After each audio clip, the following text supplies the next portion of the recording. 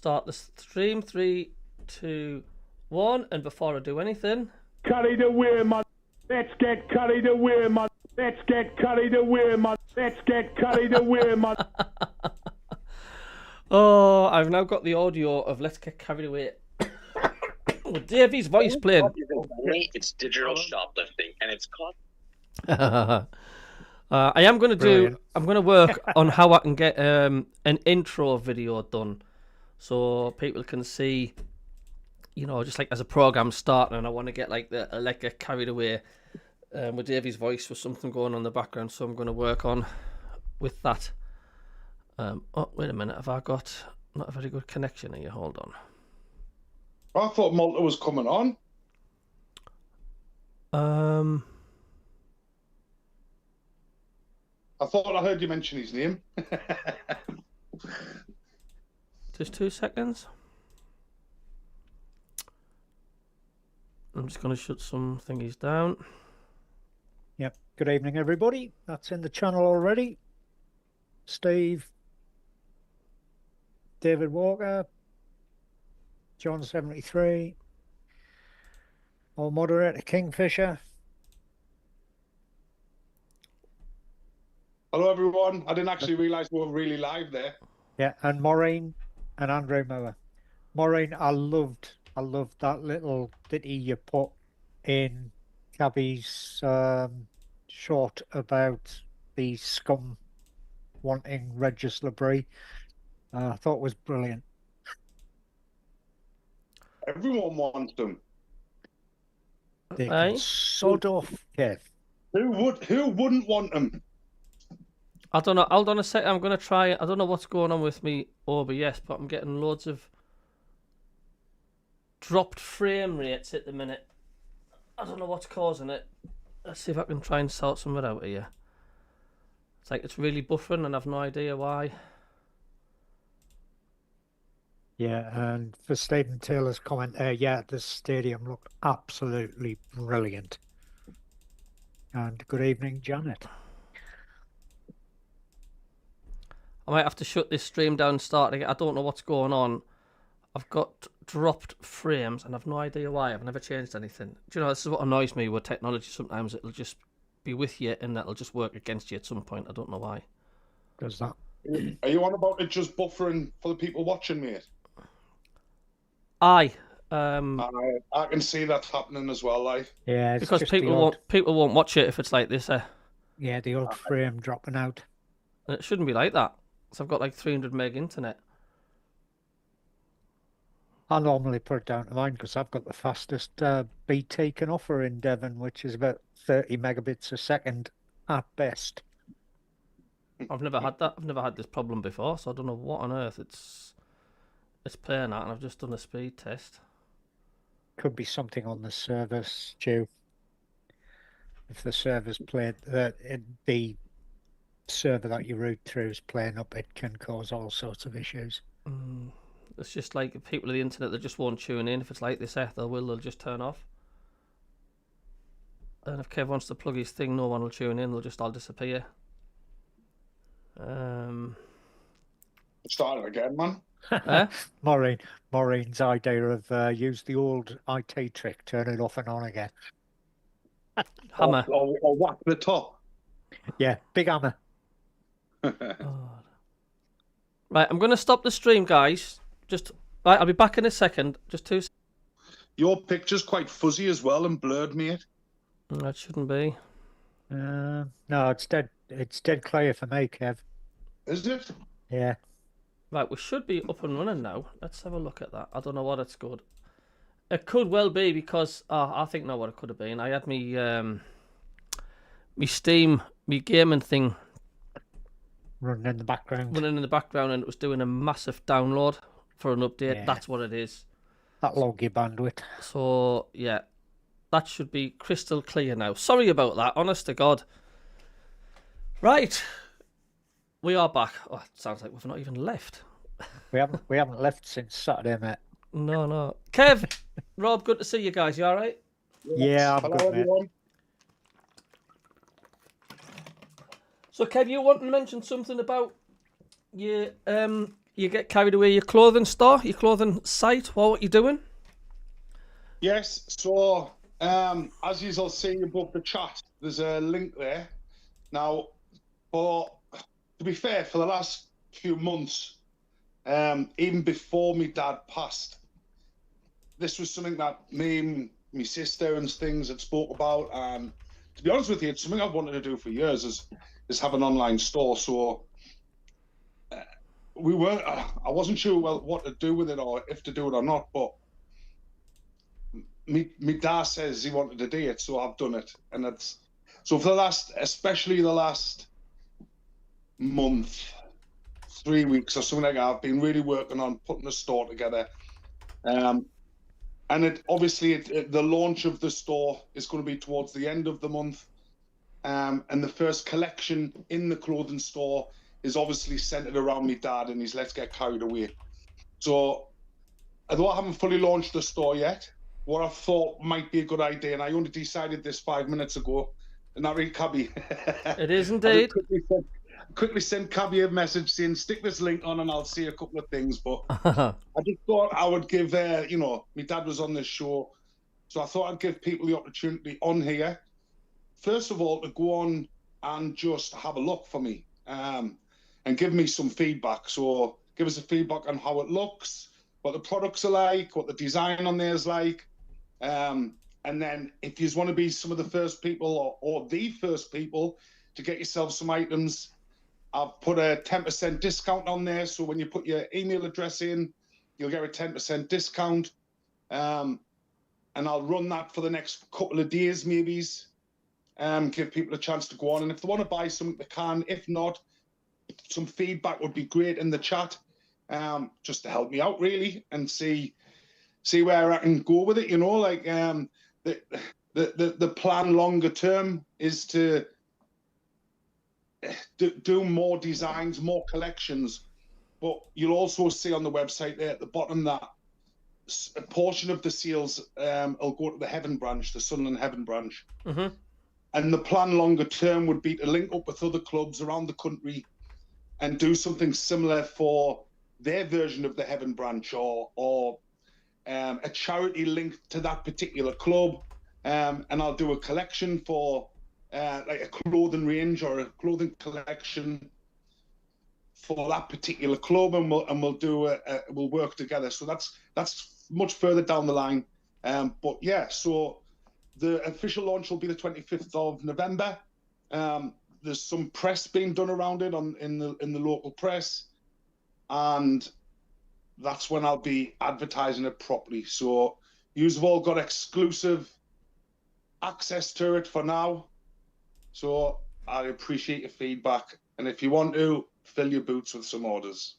Yeah, absolutely fantastic. I mean, I've had a look. I mean, it's cracking. What you've got to start off with, check the pinned link at the top and just have a browse, have a look, and have a good dive in. There's some good stuff on there.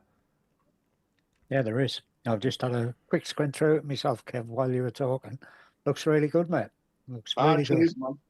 It's the first time I've ever done anything like building websites or doing clothing ranges or designs. It's the first time I've ever done anything like that. So I've had to teach myself as I've went. It took a lot of hours outside of work, and my God.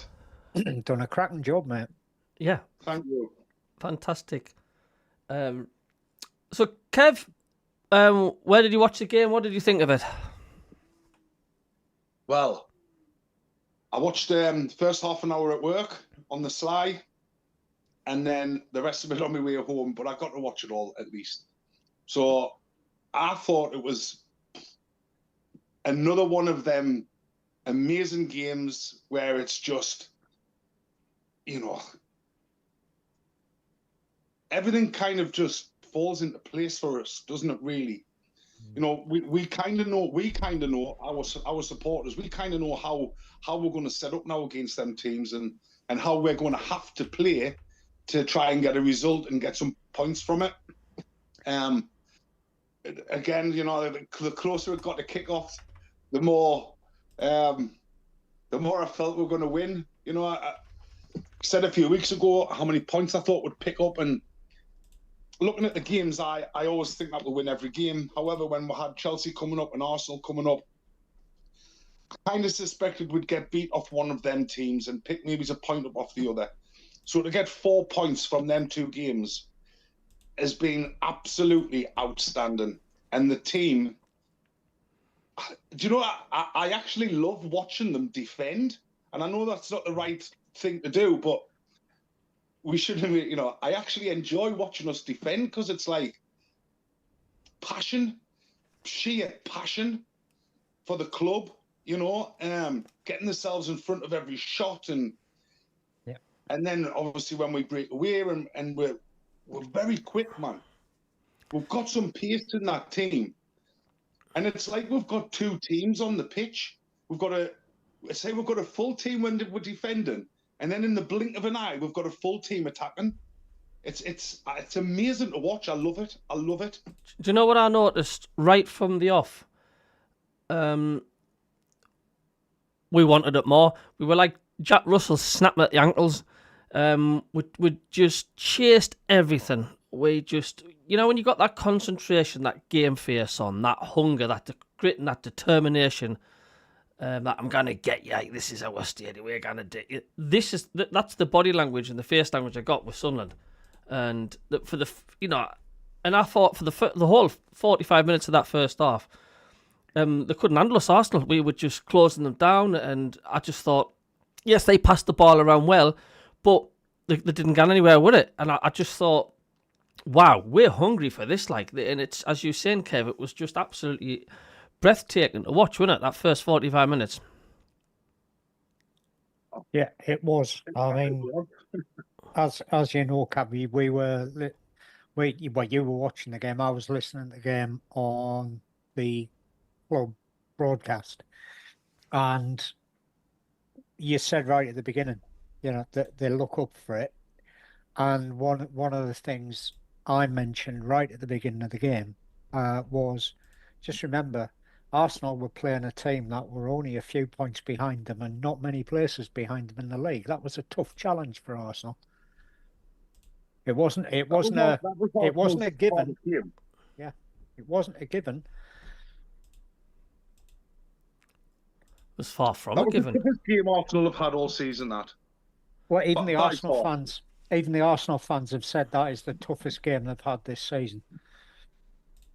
Yep, they have. And they've been praising the Sunderland team for the effort that was put in by the team. Not just any individual, but by the team. There's a lot of love for Sunderland around the country, isn't there? There's a lot of support and love from other supporters in other clubs.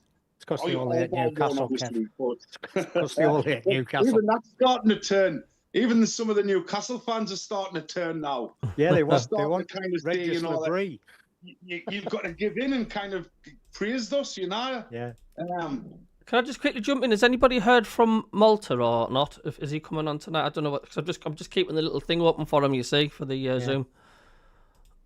Haven't heard anything from him. Right. That's fine. Not a problem. It's just sometimes I can't see if someone's about to join or not. But no doubt in the message to chat. But it was class. I mean, it was just frustrating. I thought we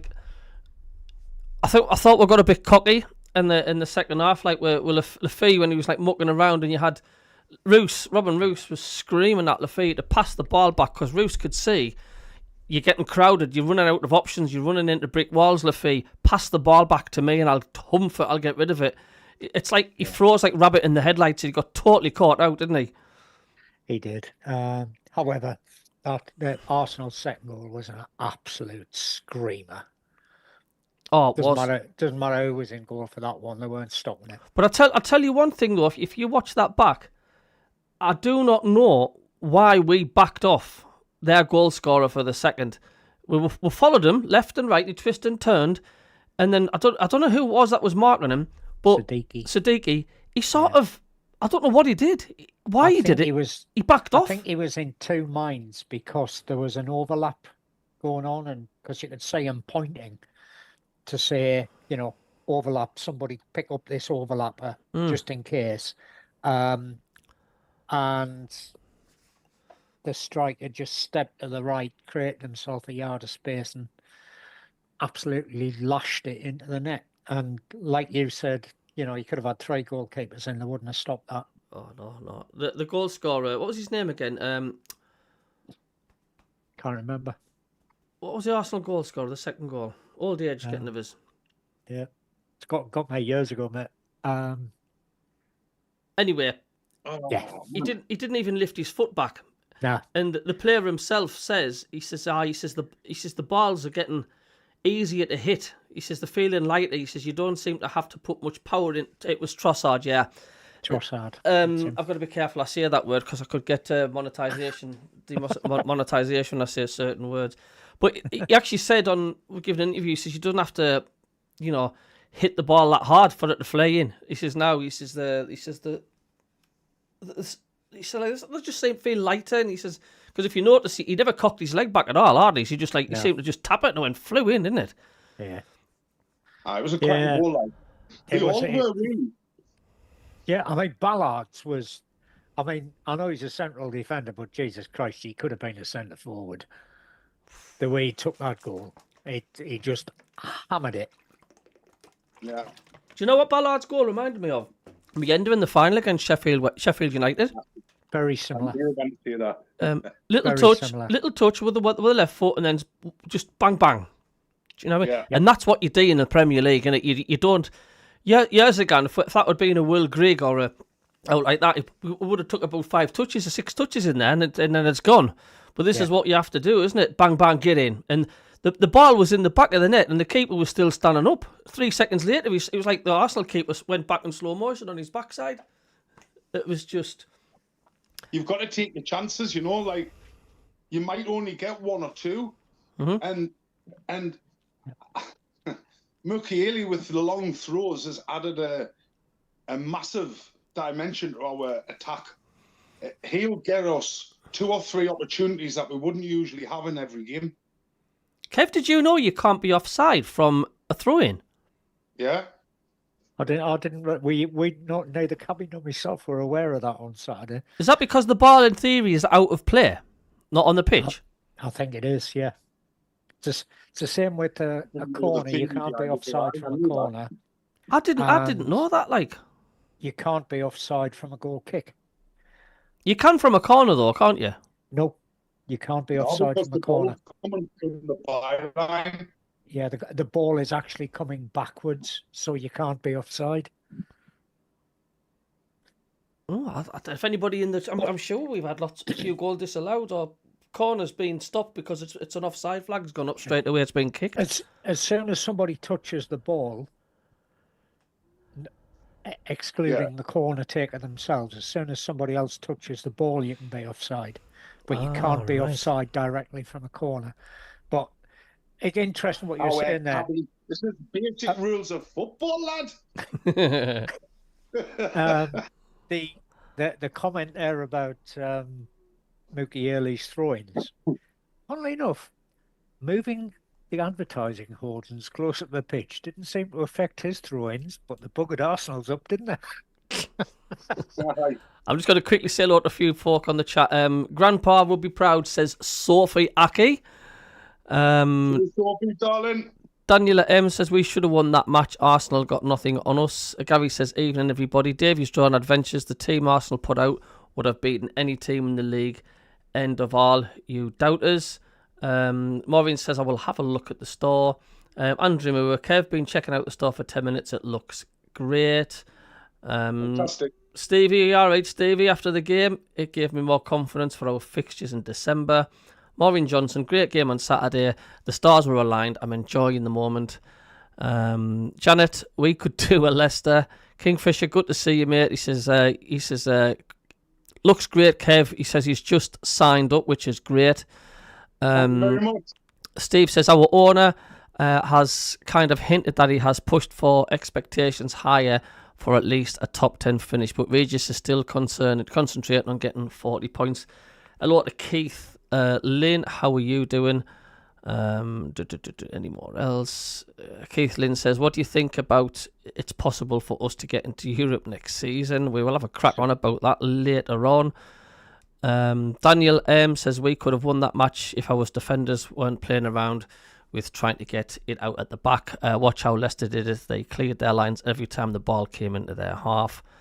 Yeah, I mean, we can't be too harsh on Lafay. I mean, it's a learning curve, innit? I mean, look, we're sort of disappointed a little bit because we only got a 2-2 draw with Arsenal. I'm not saying that. I just think it's the fact, like, it was frustrating. If Arsenal got an equaliser and it was the same sort of calibre of the second goal, it was the fact, like, we gifted them the goal, and that's what I thought made it frustrating. All that hard work, and then that just switch off moment was like, oh, it was so frustrating. Do you know? But without a doubt, he's a quality player still, the fee, isn't he? I mean, he is. I mean, you know, every player is going to make a mistake. As long as they don't do it every game, then, you know, it happens. I mean, that's all you can say. I'll tell you what I've noticed more about him this season than last season. How much he grafts. He proper grafts. Yeah. He's up and down the line. He's helping in defence. He's closing people down. He's closing their fullbacks down. He's making a nuisance of them. Trying to play it along the back. He's a grafter. He does get took off because he looks knackered around the sort of 70-minute mark. Oh, God, absolutely. What about our super sub in the pink and yellow spotty T-shirt then? Mr. Blobby. He's coming good, isn't he? He's looking a lot better. Yeah, I think he's getting over his fitness issues and his injury issues that he had when he first arrived. But he looked good because he looks like what used to sit at the bottom of people's yards, a brick outhouse, shall we say. Because he is built like a brick outhouse. He's a big lad. But that's, you know, he had a couple of chances. And Raya made a bloody good save against his first chance. Hurt his arm. He made like a triple save, didn't he, as such, that keeper? Yeah, hurt his arm doing it. He hit the ball that hard. Or either that, or he hit the goalkeeper that hard. I'm not sure which, but one or the other. But I wouldn't have been a free kick on VAR anyway, because the ball wasn't in the goalkeeper's hands. The ball was loose, so it can't be a free kick. So why it was given as a free kick, I don't know. Kev, your dad's mates just popped in. Old Colin. Hello, Colin, lad. He says, evening, Rob, Kev and Cabby. Evening, Colin. Every time I still see Steve and Colin, I can still hear you, door. All right, Colin, soon. I can still hear him. And talk about your dad's voice. It was still class listening to your dad's voice again round the stadium. Like, and do you know what? I don't think there's any club that I know of that's done that. A supporter and plays there. Yeah. I mean, you know, God bless the souls, the fans that are no longer with us. I've never known the club to play any other's voice like that. It's just, you know, it's going to end up a massive marketing thing, don't you? This. It's because the more I'm looking around on social media, the more I see things, the more I hear and more I see that saying. Yeah, it seems it does seem to be appearing everywhere. I will say that. It was even in the cookie shop when my mum and Gemma was at the Christmas thing. So then, Blobby then. I shouted Mr. Blobby when he scored, and maybe I shouldn't. It's just you cannot help it. You can't. It's just one of those things, isn't it? It's like everybody seems to be calling him Robbery as well. Yeah. Do you think? You like Robbery? Do you think he's going to be the one for the future, or we're just as at early days? Do you think he should warrant getting a start next time, or do you think we should keep things as they are at the minute? You know, Isadore's he's been a bit quiet. Robbery came on. He's just a big mountain, isn't he? He's a hefty beast of a bloke. I don't know. I mean, Janet says give Robbie a chance, and maybe it's time for him to start a game. Personally, I would stick with Isidore / Mayenda to start the games and bring Robbie on in the second half. unless we're playing a team where we know they've got a good defence or a good midfield and we need somebody to hold the ball up, because that's one thing he can do. He can hold two defenders off, no problem. And he seems to have a good eye for where players are coming from, much as he did against Chelsea with Talby. He just laid the ball straight into the guy's path, and he didn't even lace the ball into the net. He just passed it into the net. He did, aye. Just make sure everybody who's watching, hit the subscribe button, hit the thumbs up as well. I've got to say a lot to Harold Mersland. Great game and point. I kind of envy your kind of learning process. Cheers from an Argyle fan. Good to see you in, mate. Maureen says daylight robbery. Nick says, I think still Isidore at the moment. Hard to drop him for his goals. Stevie says the physicality of Robbery has shown that he can tear defences apart. Do you know, I was on Total Sport tonight and I was talking to Andor first, and because Andor was having a right win. I don't know if you heard it tonight, Kev, but he wasn't a happy chappy with the way they were playing in the league. And I says Andor, I says you know what it is? I says Newcastle, the team and the fans, I says you've got tunnel vision. I says for the cups. I said it was a great achievement what you did last season, winning the League Cup, and I says you've still got tunnel vision now of wanting to protect that, and you know the Champions League. And I says Andor, I says how can you be playing amazing football in the Champions League, and I said play like dog's dinner. I says in the league table, and Andor reckons now what we've got. He says what Newcastle haven't got. They haven't got physicality. And he says that's why they're struggling in the league table. And he actually said, didn't he? He said Sunderland have got the physicality all around the pitch. And now listening to TalkSport today as well, all of them have been saying it as well. And all these pundits are coming on saying Sunderland look a big unit physically. They look really, really strong. So he's got a point there. What do you reckon? Yeah, with the exception of Faye, who's quite a wiry little chap, the rest of them are all big blokes. Trey Hume's probably the next smallest. And he's no shorty. But they're the little quick sort of menaces around people, and they're that type of player. But the recruitment, I think, this season has had to have that in mind. You know, before people come in, you know, you're looking at your Dan Ballards, and you're probably thinking we need 11 people in the team similar to what he's like, you know, in their position, I guess. Yeah.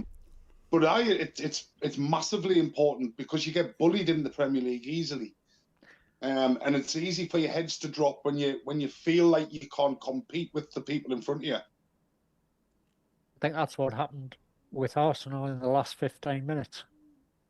Yeah, Is that they thought, oh, we'll protect a one-goal lead, and yet they were out-muscled and they were outplayed for the last 15 minutes. Do you know, I think you're right there. I think when Arsenal took the lead, I think mentally they just thought, we're just going to go through the motions here. You know, we're playing a newly promoted team.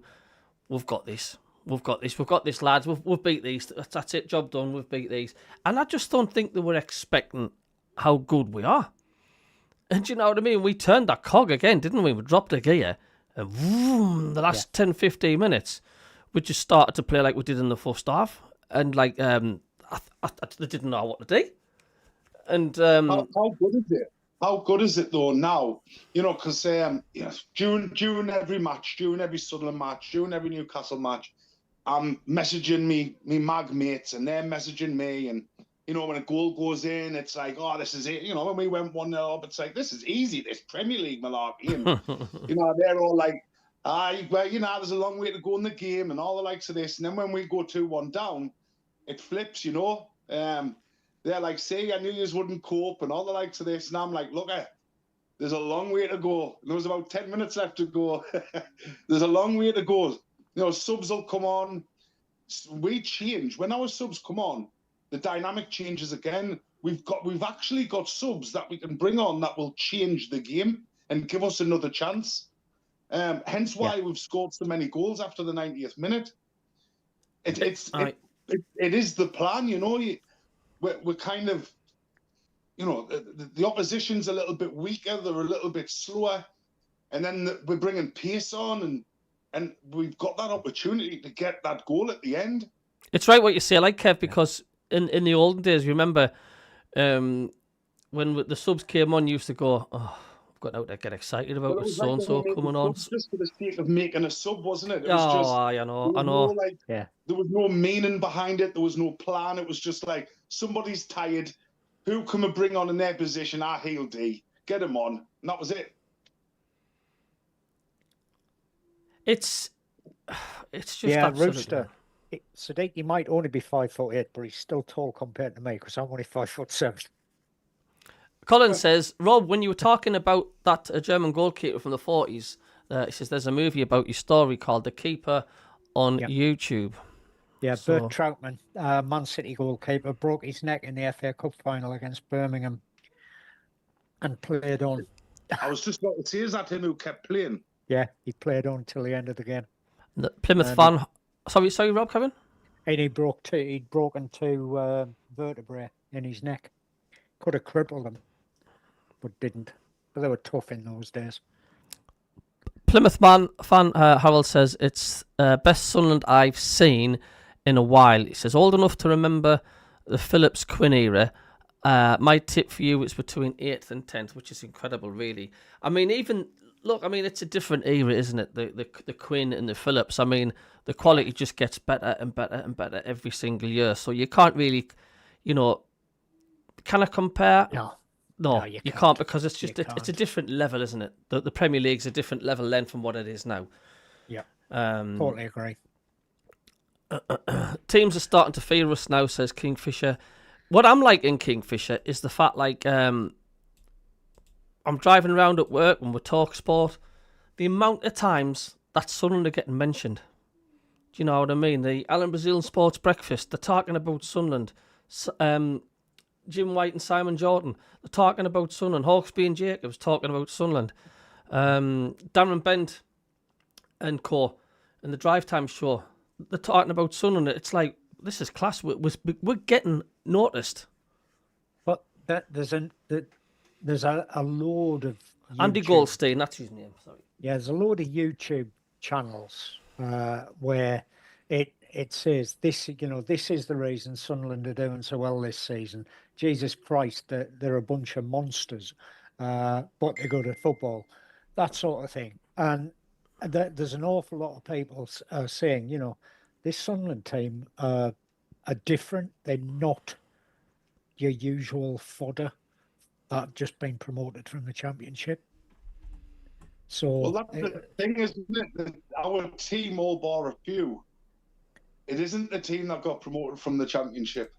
It's not the team that's been put together for the Premiership. But they even saying what they are also saying, though, Kev, is the fact that they've moulded 15 new players into a unit that functions exceedingly well in such a short space of time. When you consider that Robbie and Traore only joined us in September. Well, that's kind of what I was meaning before when I says he looks a bit like Robbie. He looks a lot more comfortable in the team. Like Lebrie's favorite saying is connected. Connected to the squad. It's his favorite term. And I'm sure a lot of what they do is centered around that. Team bonding and all the likes of that. And you can see it. So when you kind of see him coming on for the last 10 minutes, last 5 minutes when he first started coming on, he looked like someone who wasn't connected to the rest of the team. He looked a little bit shy. He looked a bit, didn't know which runs to make. Yeah. Completely different now. He's running in behind. He's coming to hold it up. He's getting on the end of things. Yeah. Labrie will go down, I think, in history as Sunderland's greatest ever manager. If he stays for 3-4 years, because somebody will come for him if he keeps it up. Newcastle, apparently, Kev. Why would he go there? Why would he go there? There'll be a knee Champions League next season. They're in a relegation battle this season. Now, have you seen what I put my latest video? Have you seen what the Newcastle fans are posting? Because I mean, look, you know how mad they all are, right? And it's like, you know, the calling for like Eddie Howe's head. It's like, seriously, you know, you're in the quarter final of the League Cup. You won the League Cup last season. You're in the Champions League. You're going to be in the knockout phase without a shadow of a doubt. And calling for his aid. And some of them are even saying, I think we should go for Regis Debris. The Newcastle fans are wanting Regis Debris because they can't believe how good of a job and tactical brilliancy that he is. I mean, they've gone from their that. arrogance as well, like their arrogance to think that they can just want him and he'll go. You know, typical mag. 2 seconds, we're back. Carry on. You know, that the arrogance of Newcastle supporters is just, oh, we should go for him and he'll come because we're Newcastle. But they won't. Why give our lad? There's nothing special about Newcastle, I tell you. Every time they get beat, I'm in the Geordie and Mackham's fan pages and I'm stirring it up, you know, like, the wheels are coming off, Howe's tactics are horrendous, he needs to be sacked and all. Like, it's you then, is it? I love it. I love it. Yeah, did you get the club biscuits out though, Kev? All of them go on, all the memes go on. And then just I tell you what I find so funny now. You know, like, again, like one of my mates has been counting down the games since the third game or something. You know, like saying, there's still 35 games to go. And then the next week we'll win. And he's like, well, there's still 34 games to go. And now I ask him, how many games are to go now, Walker?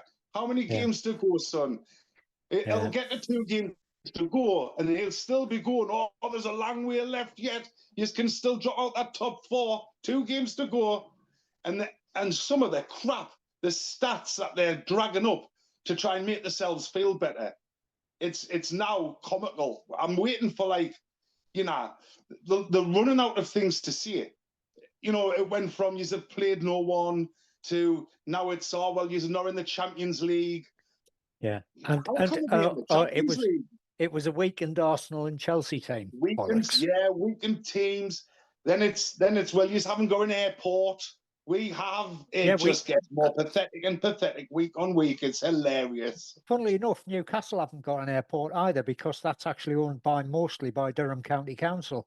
Owned by all the councils, Ponteland Airport. Pontyland. But it's just, I'm just waiting every week.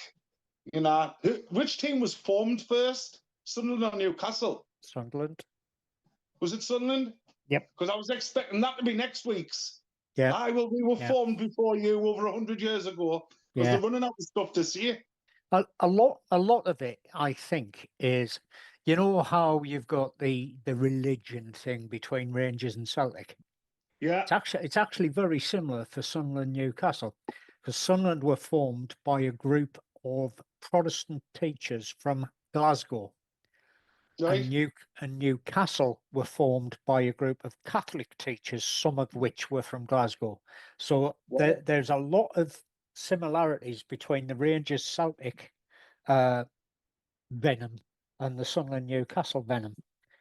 We're a little bit more sensible about it, I think. But we're very tribal. It's tribal where we are, isn't it? Oh, it is very much so.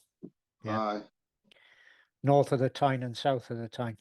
Well, Sunderland were a Durham club, and Durham ran between the south bank of the Tyne and the north bank of the Tees. End of. So Sunderland, Hartlepool, Darlow, they were all Durham clubs. Newcastle were a Northumbria club. And there wasn't anybody else up there because Berwick played in the Scottish League. That's how they all sound slightly Scottish. Mags. Strange bunch. Lived there for a while. Wouldn't do it again. Actually, I lived on the West Road in Benwell. That was rough. Wow. Yeah. Used to have to get an escort to work. Is that where they play Tiggy with hammers? Knocking 9 doors and that with hammers. Sledgehammers, yeah. Aye. There was that somebody, Keith.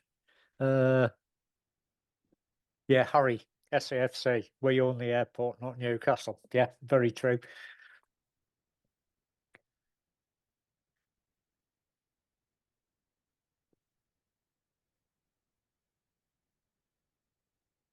I think 9-1 might be a little bit too much, Steve. But I was just thinking before the show started, based on the fact that the Scum got beat off Brentford, and we beat Brentford, so I reckon 4-1. That's my prediction for the derby. I think we're all the same when the fixtures came out first off before a ball was kicked in the league. When are we playing the Scum? Everyone looked at that December fixtures and if anyone sees any other, they're probably lying. Like you look at that and you're going, shit. Like that is a month with no points whatsoever.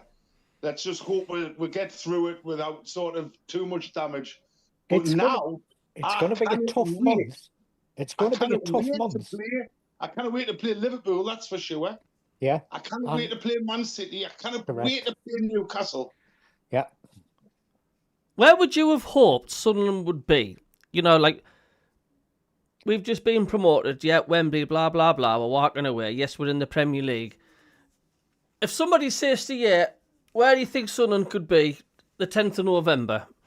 And if somebody says to you, I'm going to go to the bookies now, and I'm going to put £100 on Sunderland are going to be fourth off top, you would laugh at them, wouldn't you? You would say you've just wasted £100 because. Well, I would have said top 10 because we did in fairness have a relatively easier start to the season. So when I looked at the fixture list, I was like, look, if we can get some points on the board, a decent amount of points leading up to December, then December's fixtures are not going to hurt us as much to the point where come sort of middle of January, you're in the bottom three and it just becomes a relegation battle. And that's kind of where you end up being in that bottom 5 or 6 battling not to go down. But no, I didn't think that we'd be in a title challenge game against Arsenal. That's who we're battling against. We're battling, in my eyes, we're battling the Man Cities, the Liverpools, the Arsenals, the Chelseas, the Spurs, all to steer in that top 6. Yep. That's where we are. I believe we can do it. I believe we can have that season Leicester had. Maybe it's not win the league, but finishing in the top 4 to me would be like a season that Leicester had. And it's very similar. There's just a belief in the players, in the fans, in the city. There's just a sheer belief that's driving it. And that's how things happen. Mindset is off. Well, it is. It's more important than your ability. If you've got you can have the best ability in the world, but if you don't have the right mindset, you'll not be able to apply it. So we all feel there's something special happening. The fans, the players, everyone feels, all the pundits, they feel there's something happening. Do you know? So, and I think we are a team, and it does take a team. But I think the central nervous system, the mothership, the fathership, you want to call it, the main hub, the centre of the galaxy, whatever you want to call it, is Xhaka. God, yeah. Granite Xhaka, without a shadow of a doubt. The midfield general. Drives the team, guides the team, tells the team where to go, what to do, and they do it. It won't be Regis Debris spouting off in that dressing room at half time against Arsenal or any of the games. I can tell you now it'll be doing it. It'll be Xhaka. Are you seeing the game face, man, when he comes out, when he's leading the team on? Have you seen him? Lebris said, he said in an interview, it might have been, it'll have been before the Arsenal game, that he wants his players to be leaders. He wants them to take control. Yeah. He can only do so much, and then as soon as they cross that line, it's out of his hands. There's no point in him screaming and shouting on the sidelines like your Artetas or the most animated manager I've seen in years and years and years is Emery from Villa. Yeah. I couldn't keep my eyes off him at that match, watching him the way he was going on. I don't know. For me, that doesn't help. You need to have a manager on the pitch. You do. And that is Xhaka. just going to catch up on the chat when there's that many. Sorry if I've missed anybody out. There's just that many coming through. Marco73, good to see you. He says, guys, there were great signs last season of how Labrie had started to mould a good side, but this transfer window, we've gone bang. We have the great leaders on the pitch now. Everyone is behind us. Steve says, I think we can repeat. Oh, you said that 9-1. I would say that Big Davey chant adds the confusion of the opposition fans, which affects the game itself. Regis is the next Alex Ferguson. Harry says, John Yule said that. Yeah, Harry, SAFC, good to see. He says, we own their airport, not Newcastle. Keith Lynn, Sunderland AFC is older than Newcastle United. John Nesbitt says, evening lads, long time since I was on, just heard about Davey, so very sorry to hear this passing. Yeah, you're welcome. Thanks for asking, John. Good to see you, mate. Cheap North, he says, oh, Cabby, you muted. I am back on. Cheap North, 61 watching, but only 30 likes. Yep, come on, hit that like button. If another 30 can hit that like button, it helps the algorithm and it helps people know that we're alive. Marco says there's no easy game in the Prem. Every team can beat each other. Keith says, having played 157 times in their history, excluding friendlies, with Newcastle just edging out Sunderland by a win, 54 to 53. December. Yeah, that's still December. North Allerton Mackham, we were the first team to join the First Division after the original 12 and 1879. John Newell, hi Cabby, we're going to lose 7th place to the African Cup. Let's not get carried away. Oh, well, I'm getting carried away in the moment. That's what I'm saying. Malta's popped in, has he? I don't know. Yeah. Hello, Malta. Good evening, Malta. I didn't see it. Oh, yeah. How you doing, Malta? You all right, mate? What else have I missed today? Yeah, this run is amazing. We have a super team of pure grafters along with skill, so there is no reason we shouldn't continue on and on until the end. I would agree with John. That is a very, very valid point. The team are grafting, and they're grafting for each other, not just for themselves. They are skillful players. And I wouldn't like to say we'll finish in the top 4, but we're going to scare the life out of some of the bigger teams in the league this season. We've already done it with Chelsea and the Arse. So, you know. I'm not worried about this thing either. Like, when you actually look at the team, the starting 11, the people who will go to that competition, there's people good enough to come into that team that's not massively going to affect us. And like we're talking about now, the drive and the battling and all the likes of that'll be in them who come in that team as well. Yeah. Like there's probably, what is there, 2 or 3 who's actually in the starting 11 at the minute who'll be away? No, it's about 5 or 6. Who? You've got Siddiqui. Yeah. Mugieli, Talby. He's a sub. Yeah. He's a sub. He's a sub. Traore. But we've got Mundell coming back. Yeah. And we've got options. We do have options. Biara hasn't been playing. He'll still go to. He will go, but he's had little effect on us so far this season, has he? So no. And he's the other one. He's a sub at the minute. Doesn't really play. Arthur goes, as Steve said, Arthur for the Democratic Republic of Congo. Yeah. So we'll miss a few, but I think it was Steve who said not too worried about it because some of them are only going to be away for a week or so, and then they'll be back. Yeah, it's not, man. As long as they don't get crocked. Well, not even noticed. Yeah, as long as they don't come back crocked, in which case that might be a problem. But we'll see. I'm just reading someone's reply on a dummy YouTube video. What might happen? They might go away, come back, and not be able to get back in the team for a bit because the players who come in will perform so well that they'll not be able to be dropped. That'll be the mentality of them players who are in the wings. waiting Correct. for that competition to start. You know, Here's my that's their chance. chance. That's their opportunity. You know, your Chris Riggs, your Dan Niels, your Mundell, your Serkins. You know, Yep. all them players are going to be looking at that and going, right, and now I've got an opportunity coming up. I'm going to bust my gut to get ready for that. Yeah. No, yeah, I think you're right, Kev. I think you're absolutely right on that. Is the players that come in to cover for those that are going to AFCON, it is their big chance. And if they want to take that chance, they're going to have to perform. And that then gives you the problem, nice problem to have, is when you get all these really, really good players back from AFCON, they're going to have to fight for the places in the team. It's sensible management by Regis and the recruitment team, basically. Yeah.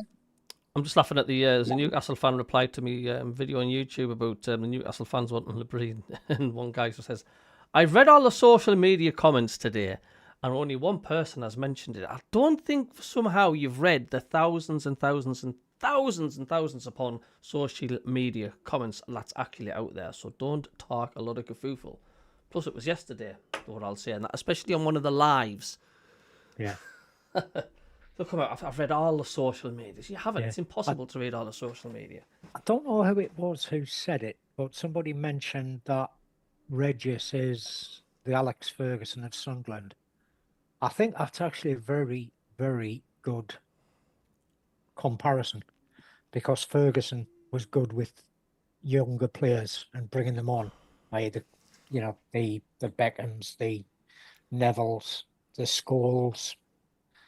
And that is what Regis is really good at, is bringing through younger players, which is why we've got one of the youngest squads in the Premier League, is because his strengths are bringing in and bringing on young players. And the comparison with Sir Alex Ferguson is probably a very, very good one. And it's mad to think, Regis Labrie, who's that? Oh my God, I don't think much of this fella. He got his last club relegated. It just goes to show you, doesn't it? I mean, somebody else mentioned as well, how long has he got left on his contract, Regis? Because if we do really, really well, then they're going to come vulturing. When we do, Cabby, when we do well, yeah. Yes. That Northallerton Mackham said, what would you rather have? Finish 10th and win the FA Cup, or qualify for the Champions League? I'd be quite happy with finishing 10th. Aye. He didn't want Not bothered Europe. about the cups. No. I know you say 7th. They're in that top 4. Like, the levels, right? If you're a top world-class player, are you going to sign for Sunderland because they've won the FA Cup and finished 10th? Or are you going to sign for Sunderland because they finished 4th in the league? Well, let's see what happened with Newcastle last season. They won the League Cup and finished 4th, and still didn't sign anybody. They signed a load of shite. Yeah, and nobody wanted to sign for them. They all went elsewhere. Exactly. So, being in that Champions League, if you want to be progress ahead of our schedule, which they'll plan for, I'm excited for the January transfer window as well. So, I don't know if anybody's seen Kirill's interview and kind of some of the things that he was seeing. And the plan always was that, depending on where they are in the league, in January will determine what caliber of player they'll try to sign. Yeah, I'm excited to see who we try to sign in January. I'll tell you now. Well, I've got to listen to this. Let's get carried away, man. Oh, dear. It amazes me the fact, like, how have we attracted such caliber of players? I mean, Granit Xhaka, it's like, what was special about Sunderland for Granit Xhaka to come? You know, wasn't that before the season even started, wasn't it? Yeah, I think it was the link with the owner, wasn't it? I think that was down to the owner and the fact that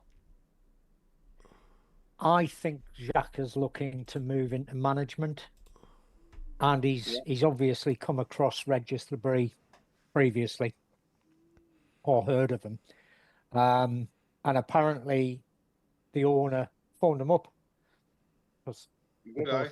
both lived A in few times, Switzerland. didn't he? He rang him a And few said, times. Come and join us. You know, we'll make you the club captain. It's a project we're running. Got loads of young players. We need an experienced head with some Premier League experience. Come and join us. And apparently, he phoned Jermaine Defoe and said, I've been asked if I would like to sign for Sunderland. What would you say? And Defoe turned around and said, do it. He said, you will He not said the regret fans it. will love you. Yeah.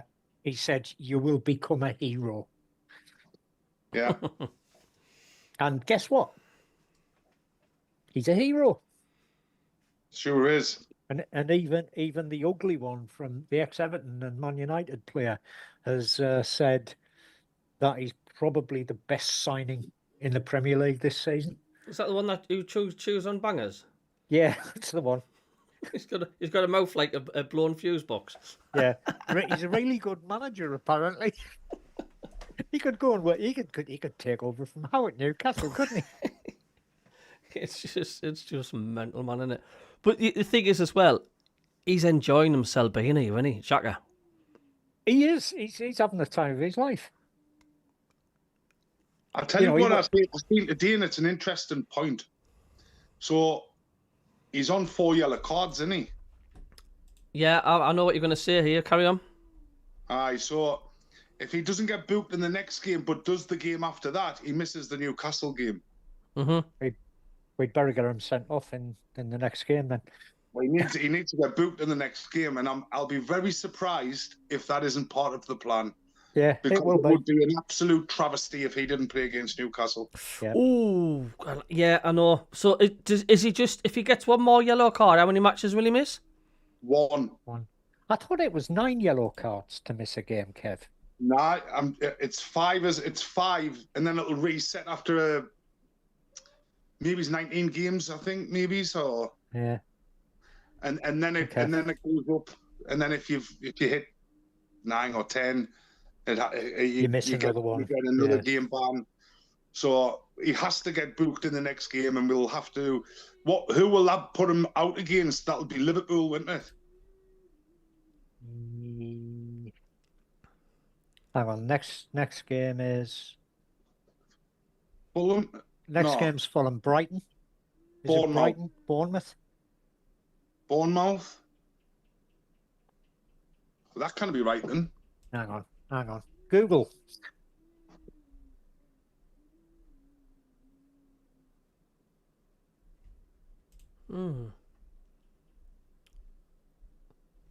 So But Xhaka has to play against Newcastle. He has to play against Newcastle. So Fulham on the 22nd, Bournemouth on the 29th. Then we've got Liverpool on the 3rd, Man City on the 6th. Some piffling little useless team on the 14th. we got 3 games before the Newcastle match. Yeah, So I 4. wonder what relevance that was then. And is he on 4 yellow cards or is he on 3? I mean, what's the chances of him not getting a yellow card at Fulham, against Fulham, Bournemouth, Liverpool, and Man City? He's going to win it. It's just the way he plays. He's not even like, there's no malice in anything that he does either. It's just the way he plays, isn't it? It just goes to show you. He's on 3 yellows. Ah, right. So that could be the relevance then. So if he got booked the next 2 games. John said he's on 4. I've just Googled it and it says 3. So if he gets 2 bookings of the next 3 games, he would then miss the Newcastle game. Would that be right? No. We've got 4 games before the scum. So if he's on 3 bookings, if he got booked in the game, one more game, and then again the game before the Newcastle game. Yeah, he missed the Newcastle game. That's when he would miss. Aye. Yeah. And I'm sure if we're talking about it, the hierarchies will know as well. Aye. Yeah. So he needs to get a booking in the next 2 games to miss the 3rd game and then be available for Newcastle. And every player gone through this in every club. One of their star men are missing because of bookings and suspensions. It happens. I mean, Dan Burns going to be. Does he get? No. How many? If you get a second yellow for a red, how many games do you miss? One. Right, and then does your yellow cards reset after that? No. Oh, it doesn't. So if you get a yellow card and a red, and then if you, let's say you got one more chance for the yellow, you can get another suspension. I think it then goes up to what Kev was saying, is that it sort of resets, but doesn't it? Then goes up, you then need 9 yellows or something like that. Then you get another ban or something silly. Last Palmer Smackham says he's definitely got 4 yellow cards. Well, as I say, I've just Googled it and it says 3. But Google might be wrong. Simple as that. I don't know. But I mean, yeah, it just shows you. If anything, he cannot miss that game. So whatever they need to do to make sure he doesn't miss it, that's what they'll have to do. As long as he doesn't get sent off for a dangerous tackle, because that will be 3-game ban. Aye. If you get sent off, aye. And you don't think the Sunderland fans are maybe getting too cocky, too ahead of themselves? I mean, look, we know, Newcastle are a decent side. No matter where they are in the league now, they have got a strong squad. And if we are not switched on at the Stadium Light, they could do damage to us at the Stadium Light. Totally agree. But however, look what happened on Saturday, Cabby. We played Arsenal off the park in the first half. I don't see our mindset changing for the worse. No. I can't see our mindset changing for the rest of the season. Yeah, that's what I mean. They'll be up they for it. They won't want to come and play us. They will have a very, very different feeling coming into that stadium than what they did a couple of years ago when they played us in the Cup. Very, very different. Were we in League One when we played them in the FA Cup? I think we were, yeah. Or if not, we'd only just come up. Beale and that was there. Like Beale had just been sacked, hadn't he, or something? So we would have. When we went through that transition of like. I'm sure we were League One, when they beat us in the FA Cup 3-0. Might have been. Because we were all taking the mick out of them because they took a big photograph with all the team in front of their fans. It says, "Oh yeah, you've knocked out a League One club in the FA Cup. Let's take a team photograph." So it can't be 3 years ago. It's 2 years ago. It was January 24. Oh, Beale was the manager. David Walker says we were in the Championship. Maybe we were. It's just there's that much gone on. Do you reckon we're going to be a bit of a different side this time round, eh? Oh, I've got this little sneaky feeling that we might just be. And I know Malta's said in the chat there, and it is true. It is true that at Derby, the form does go out the window, but the mindset doesn't. And I just can't see us being any different than what we have been week in, week out already. Anthony says probably didn't count the weekend game. He got a yellow there, I think, with Xhaka. Possibly. But yeah, Tony Huntington's played it up. 5 yellows, you get a game ban. Then 10 is 2 games. Resets in February or something like that. Yeah. Harry says if we play the way we did against Arsenal to Newcastle, we will smash them comfortably. And I mean that 0, Xhaka, Isadore, Mienda, Ballard telling you 4-0 win. But I don't know why I'm making predictions. I mean, someone can sit in the fence and say, well, if Newcastle can perform the way they do in the Champions League, sometimes they could take us to the cleaners. This is what some other people have been posting on their Newcastle social media. That's what I've been reading. They've been saying, but the majority of Newcastle fans, they didn't want to come up again now. They couldn't wait to play us. They couldn't wait for us to get in the Premier League. Easiest 6 point in the world. Yeah, really. We won't get 1 point this season. We would be on 0 points by Christmas. They cannot wait to get 6 points off us this season. Matt's has never been Newcastle's strong point, mate. That's because they've all got 11 fingers. Someone put a class supply on one of their pages the other day. It was like they were wins. We were only how many points off the drop zone, and somebody put up for the Sun and then says I think you think you've got it hard. You think you've got it hard. Feel sorry for us. We're 7 points off the top. Your pal's turned up, Cabby. Eh? Your pal's turned up. Oh, has he? Yeah. Where's he at? Hello, son. Bounty. You missed that on Saturday, Kev. Hello, Bounty. Bef- He's your before good lad. Before the game kicked off, I'd gone into the kitchen to get a drink, and I'd said to Bounty, I said, Stuart's on the computer, go and say hello. So he actually came through and put his feet up on the chair and was staring at the computer. I was still in the kitchen. Brilliant. The dog even gave a prediction as well for the match. Yeah, he said it was going to be rough. Sorry. Sorry.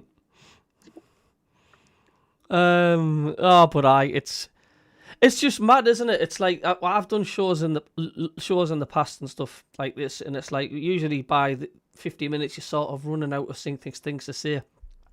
You just cannot.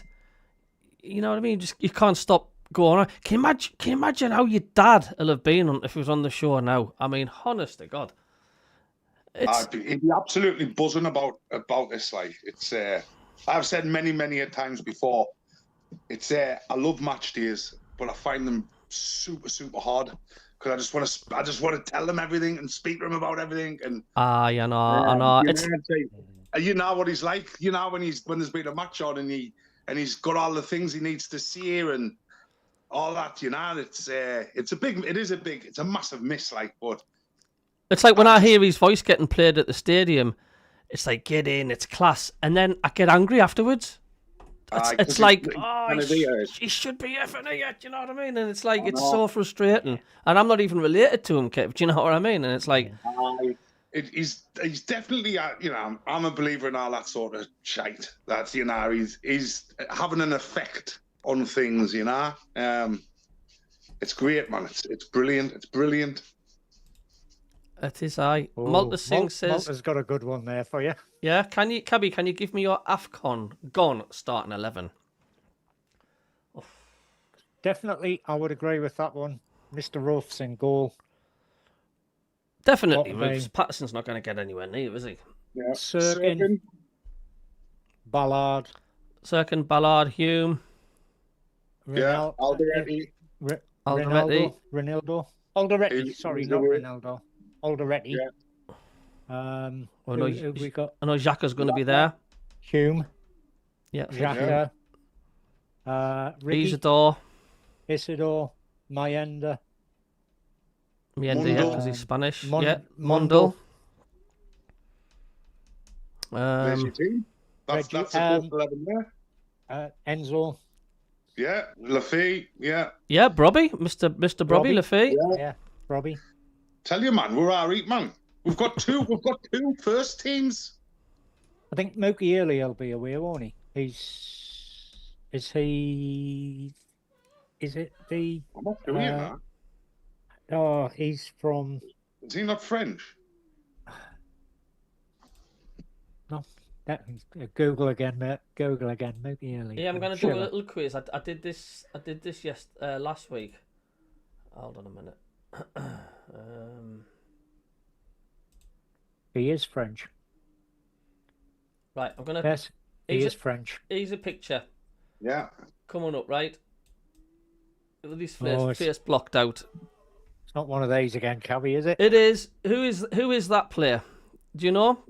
If you know, don't answer it just yet. I want to see if anybody else in the chat gets it. I did one last week. I just thought, who is that? Do you know who he is? Do you know who that player? You're not even born when he was on that strip. Ooh.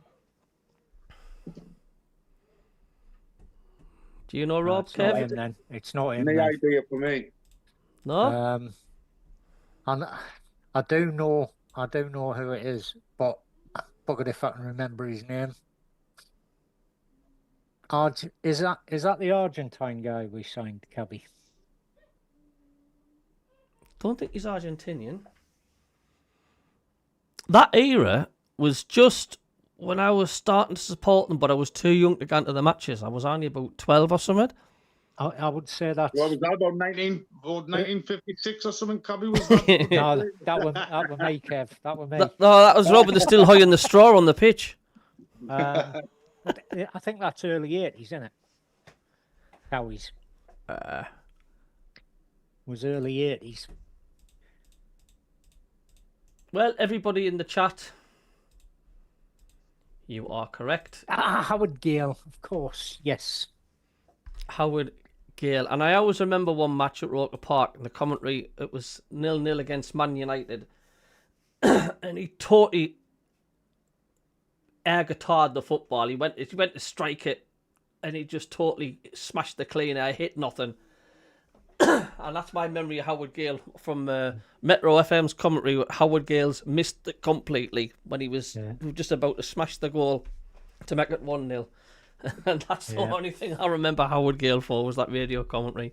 I think he came back to haunt us a couple of times, though, didn't he, after he got shot with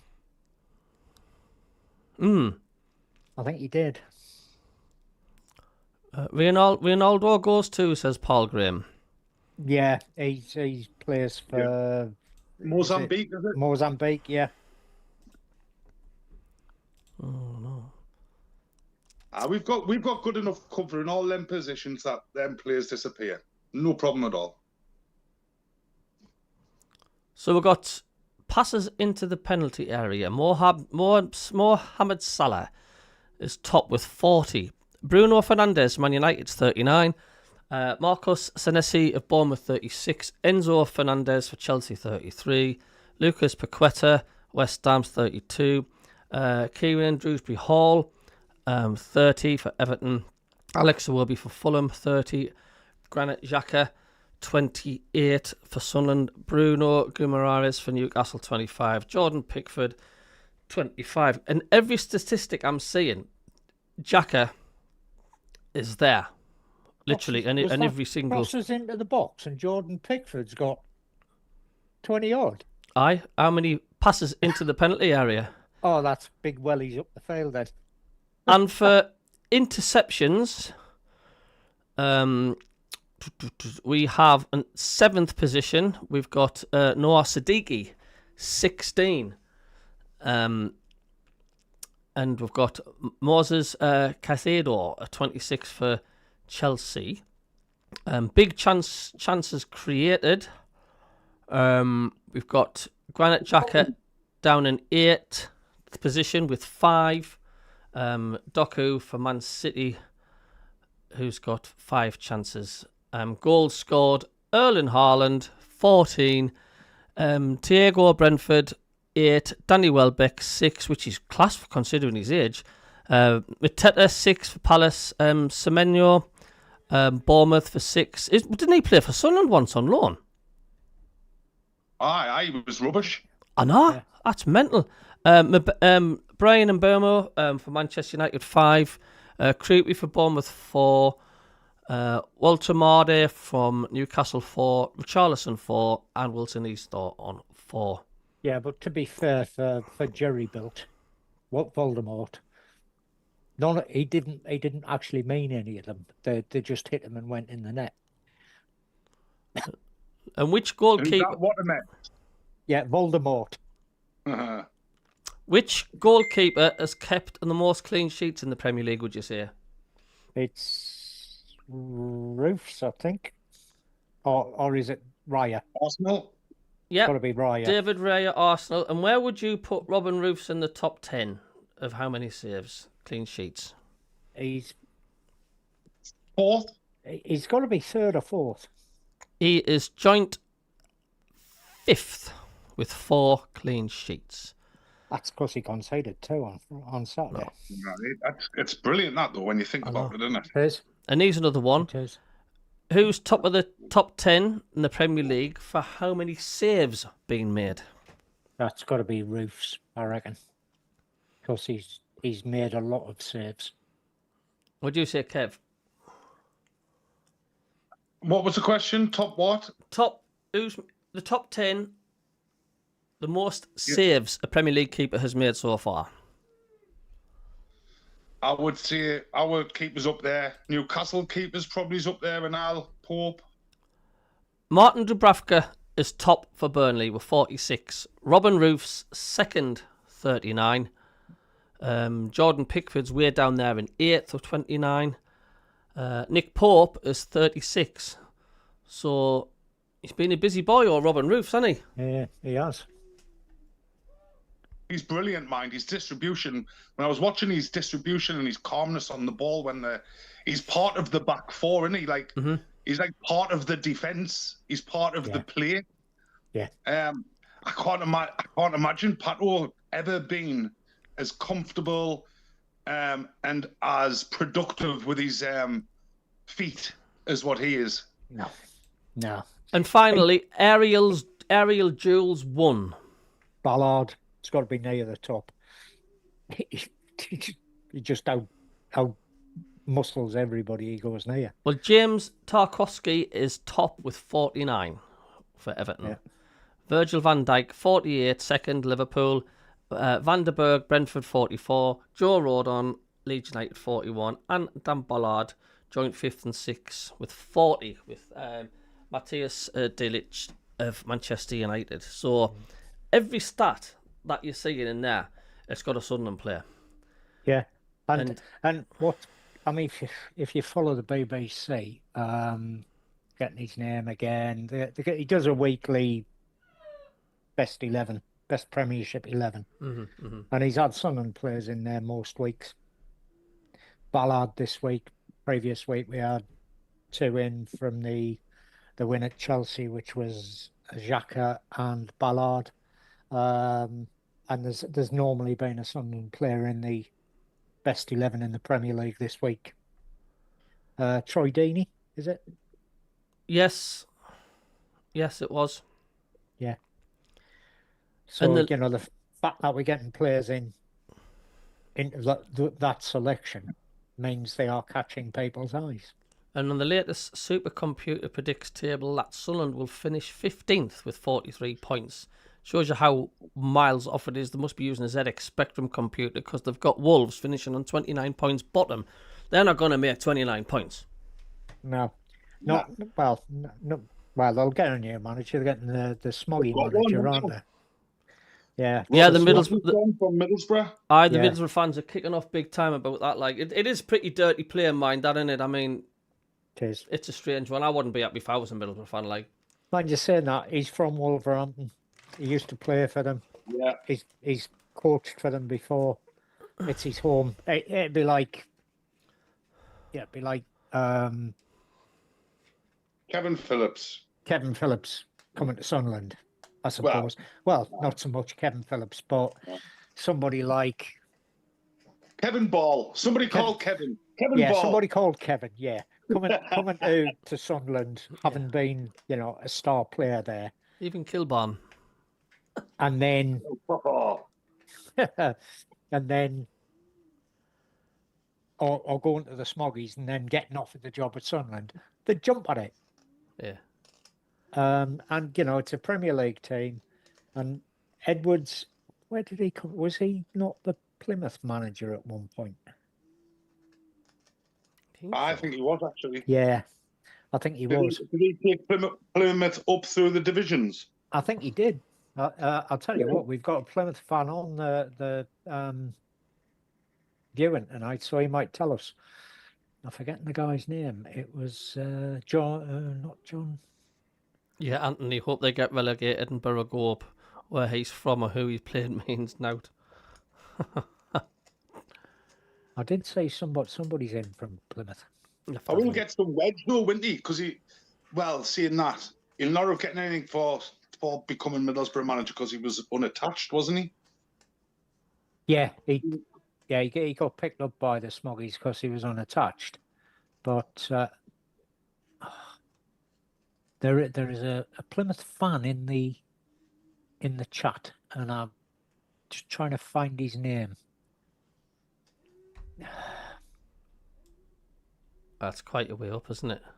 Yeah, Henry, was it? I don't even know if he's in there yet. I don't know if he's still in. There's been that many messages coming through. I don't think. Harold Mersland, I think it is. Yeah, I think that's the one. Yeah. Yeah, so Harold Mersland might be able to tell us whether Edwards was the Plymouth manager. I've got a feeling he was. Do you know? 'Cause- When I was on Total Sport tonight, Kev, I was mentioning the fact like how good the Sunderland crowd is being the 12th man, and I says I remember when Davey used to phone up quite a lot, and there was a few times he used to complain how dead it was at the stadium. And like he says, we need to, take a leaf out the book from the away fans, because when they're away from home, he says all you can hear is Sunderland fans. It's a stadium of light. He says you can hear a pin drop. And I mean, what's it like now? Eh? It's so important. I don't think people realise how important the atmosphere is to the team. They feed off the atmosphere. It's like anything in anything that you do, you feed off the atmosphere around you. If it's negative, it'll be negative. If it's positive, you'll be positive. You know, if it's a battle cry, you'll get stuck into battle. You know, there's a reason there used to be like, bands and stuff when you went to war. You know, like in the civil wars, you used to have marching bands and stuff because it used to get you fired up, and it's important, man. Oh, we still have it with the pipers. Right. For the Scottish regiments. Yeah. It fires them up before they go into battle. I mean, it doesn't help with the Scotland team, but you know. The thing is though, the sort of, it's like a chain reaction. The team feeds off the fans, and the fans feed off the team. It's like, because they can see how immense that the team is at the minute, and they're trying for every single thing out there, and it's just the fueling each other, and it's just getting bigger and bigger and bigger and bigger every time we're at the stadium. Like, because that's what's happening. Yeah. As Reggie would say, connected. Yeah. I can hardly see myself speak when I'm doing the commentary on the watch-alongs. It's just like the noise. Yeah, it's immense. It is, and I mean, Chelsea voted the Sunderland fans the best away fans they've had at Stamford Bridge in 2 years. Did you see for the amount of noise they made? Did you see the clip where it showed you the every challenge Sunderland made at this period of play? They were cheering the Sunderland fans like they scored a goal. You couldn't even think from Chelsea. You just heard this massive roar echoing every time we got a challenge in or blocked it. There was just a huge roar going up from the Sunderland end. Yep. Malta says we really want to bring the drum back, but people don't like it. Yeah. Do you know what annoys me? When we've not when we've scored, of course, is when somebody keeps, or whoever it is, banging on them tin sheets. I hate it. It takes I hate it. I wish they'd just stop doing it. Like, or am I just being picky? Could be worse, Cabby. It could have been those bloody horrible things they had in South Africa. Vuvuzelas. Vuvuzelas. Oh, I think I might have said to you, I can't remember, but I was at the Celtic game a few weeks back, and the drums and all the likes of that made an amazing atmosphere. It did, like. Yeah. It just does. It just feels atmospheric, you know. Kev, about Celtic and stuff, they've been spoke about quite a lot recently with the way the booed the minute silence for the Remembrance Day and stuff, because that's what they're like. Is it the whole of the Celtic fans, or is it just a small minority that do that? No, mate, I would say it's 90%. Really? They're like, they hate anything British. They hate the royal family with a passion. They've been like nout to do with Britain, basically. Yeah. That's nuts. That, like, because just across the road you got Rangers. It's the total opposite. Oh no, the Rangers fans are just as bad when it comes to the Pope. Oh, that's the other side of it, isn't it? They hate the Pope. Was they love everything British. They hate the Pope. Yeah, UDA all the way. The Pope and the IRA. Yeah, is one of the big Rangers' chants. Why do they hate the British so much then? The Celtic. It's because we annexed their country. That's why. Isn't it? And killed lots of them and starved lots of them during the potato famine and things like that. Well, they blame us for all the ills. Yeah, they blame us for all the ills. When the Protestants killed a lot of Catholics in Ireland, didn't they? And Yeah. burnt them and all that and stuff like that. Horrible Yep. stuff. Yeah. But I mean, goes you back know when you see hundreds the and orange hundreds of marches in years. Ireland. Well, when you see them, them orange marches in Ireland, there's big kick-offs and stuff like that. That happens here every single year, all over Scotland. More so the Central Belt, more so Glasgow. But there's an orange march on in every little village, every little town, for over the space of about 6 weeks. Yeah. And you've got to be careful where you go, what you wear, what colour top you've got on, everything. Well, I remember Sue's dad. I mean, Sue's dad used to work at Rolls-Royce in Sunderland, the aero engine plant. Yeah. And Sue's dad was a shop steward at Rolls-Royce, and frequently had to go up to Glasgow, to the Rolls-Royce factory in Glasgow. And he was telling me that the Catholics used to get a day's holiday on Orange Day because it was not safe for them to turn into work. Yeah. That was why they were given an extra day's holiday. Yeah, they're absolutely hate each other. And I don't know whether you were in at the time, Kev, but I was saying about Sunderland Newcastle. Sunderland was set up by Protestant teachers from Glasgow. Yeah, yeah. Newcastle, or the team that became Newcastle United, was set up by Catholic teachers from Glasgow. And that's where a lot of the rivalry comes in between our clubs. Is similar to the Rangers Celtic rivalry. It's why I it's a religion thing, mate. For going to the Celtic games. it's a religion thing. My religion's red and white. Yeah. So have they got a good reason to boo with the likes of Remembrance Day? You know, people that myself that don't really know the history behind it saying that's disgusting. I can't believe this and that. But have they got a valid point to do that? I think it's just being passed down by generation to generation, and it's like us hating Newcastle.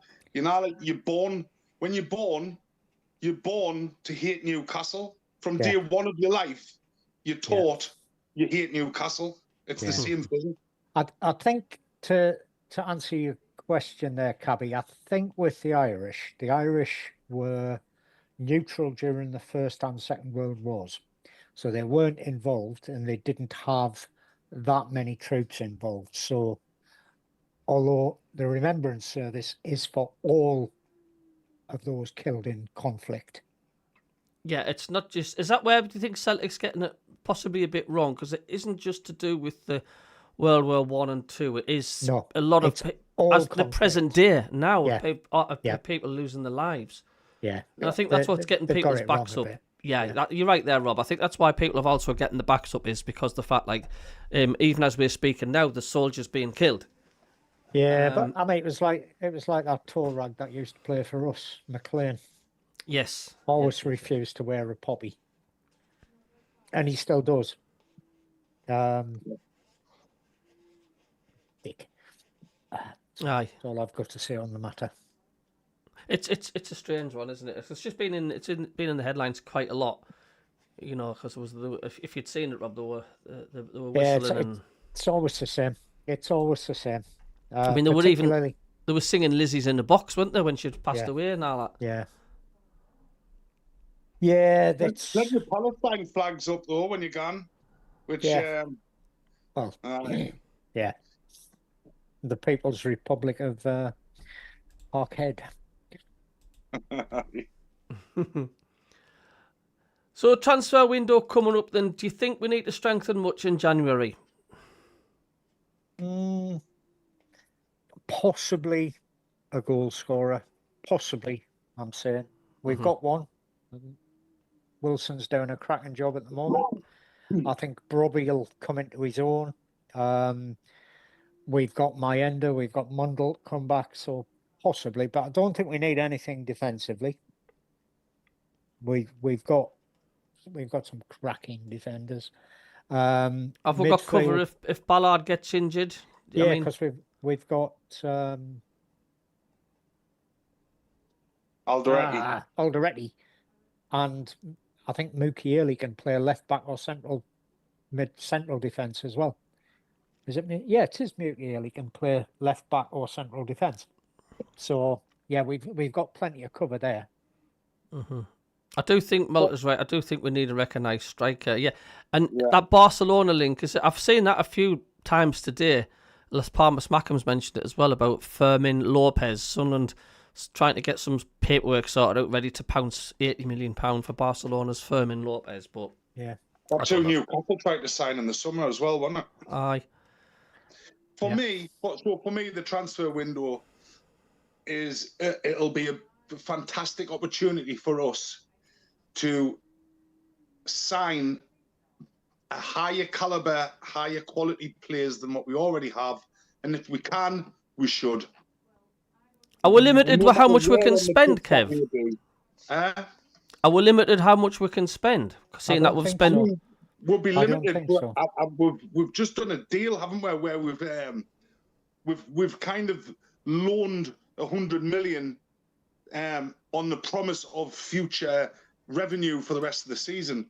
So it brings in revenue now that we would get at the end of the season to make us stronger in the transfer market in January if we need to be.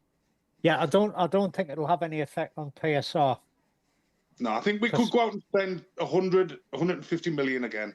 Yeah, you can If we wanted to. I think you're allowed to have 105 or 115 million loss over 3 years. Yeah. And of course, this is our first year. What does that mean? It's just Malta it- just says no, we can amortize it over a 5-year period. What does amortize mean? I'm thinking it means Amortize it means you spread the payments basically. Yeah. It's like buy now, pay later job. That's why you'll see a lot of players be given 5-year contracts because they'll spread the contract cost over the 5 years. Yeah. So you sign that's- somebody for 50 mil, it's only 10 million a year if they're on a 5-year contract. Yeah. They only pay so much. Like Sunderland only spent about 60 million up front in the summer. Yeah. And what revenue benefiting Sunderland being in the Premier League then? I mean, obviously they'll get the TV rights, don't they? You get the TV rights, which is worth an absolute fortune. And the higher you finish in the league, the more you get. They'll get additional sponsorship money. So W88 will be paying a fortune for the shirts. Whoever makes the shirts will be paying for them to wear their shirts. So you make a lot of money that way. There's the pitch side advertising. That'll be worth a lot more than it was when we were in the Championship. So it just keeps adding up. The value of your players goes up in the Premier League. Well, if you're doing well, the value of your players goes through the roof. I mean, how much opportunity? You know, the opportunity like what I've just spoke about there. You know, like if you were in the Championship, there's no one lending you 100 million until the end of the season because they're not going to get back. Yeah, exactly. And the thing with Sunderland is we came up with no debt. Yeah. We came up from League One to the Championship with no debt.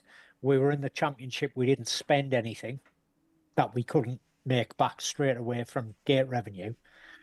And we came into the Premier League with zero debt. Therefore, we could spend 115 million, and after 3 years, we'd still have zero debt. Because of the PSR thing. Yeah. Whereas Leeds still had parachute money from being in the Premier League. They had a very, very limited budget to what they could spend because of that. Burnley were in the same boat. Their PSR thing only allowed that. I think the maximum they were allowed to spend was about 100 million, which is roughly what they spent.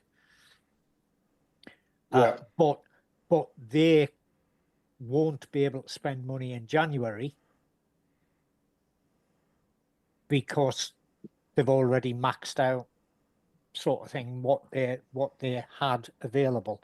Whereas there was no limit to what we could spend as long as we can cover the costs, which the way we work is we bring in young players, pay smallish fees for them, and when they move on, we sell them for a lot more money, i.e. Mr. Bellingham, paid 2 million for him, sold him for 30. Tommy Watson cost us now, sold him for 10 million.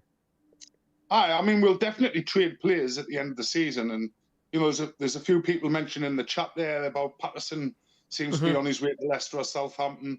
If Dan Neil doesn't sign a new contract, I think we'll sell him in January when the lads come back from AFCON. So there'll be outgoings as well in January, I think. And in the summer, you know, I kind of put a tongue-in-cheek post on Facebook on the page Cabby about Noor Siddiqui, kind of could he be sold? And although I don't think he could be sold. I don't think he will be sold. There will be some players who will be sold so that we can build again, because you cannot just sit on your laurels in the Premier League and build a team this season and think they're going to do the same next season, because it doesn't work. You know, you think the good thing about the big teams or the good teams in the Premier League, they tend to make a handful of signings per season only. I think we in that position to be able to do that unexpectedly. Yes, we've just signed 14 players, but we didn't expect them all to be the quality that they are, to the point where next summer we might only need 3 or 4 signings instead of another 8 or 9.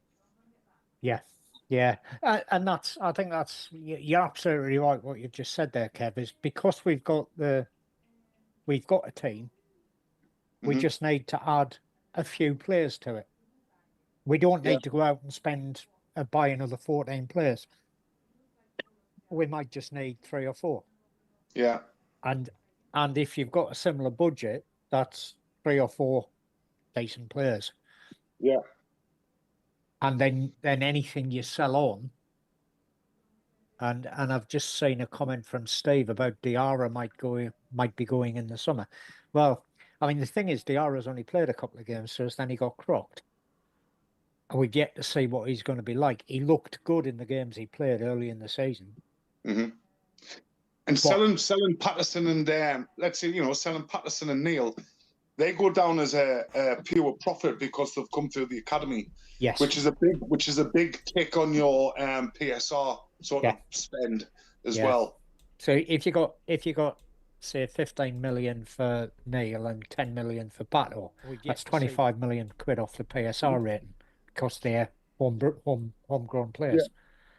And there could be 2 or 3 lads who come through from the youths as well. You know, I think that's still a big part of the model, still part of the plan. You've got the Harrison brothers. Yeah, Tutor off in the reserves. Yeah, I still say reserves. He's now what I mean. He's banging goals in. I'd love to see him sort of be given some sort of chance. And I've been training with the first team recently as well. But I'd love to see him be. I don't know. I've just never really seen him play, but I always see that he scored. Yeah, he seems to score 2 or 3 a game. And he will get his chance he'll get his chance in the first team. Might not be this year, but he'll get his chance in the first team and next year, something like that. Yeah. You know, like I really don't think I'm not bothered about being in the FA Cup this season. I'm not bothered about being in any cup whatsoever. Just get in that top 4 in the league. Happy days. YouTube Champions League next season, and just concentrate on the Champions League and the league. Get out them 2 cups then and all. Season 3, gan for the lot. Oh, I think we've got a Gooner run. Do you want to read that out, Rob? Yeah, honestly, what a pathetic fan base. You drew with us with the last minute goal. Actually, no, it wasn't quite last minute. When you should have been 3-1 up. No, you weren't. You were only 2-1 up. And we gave you the first goal anyway because we cocked up.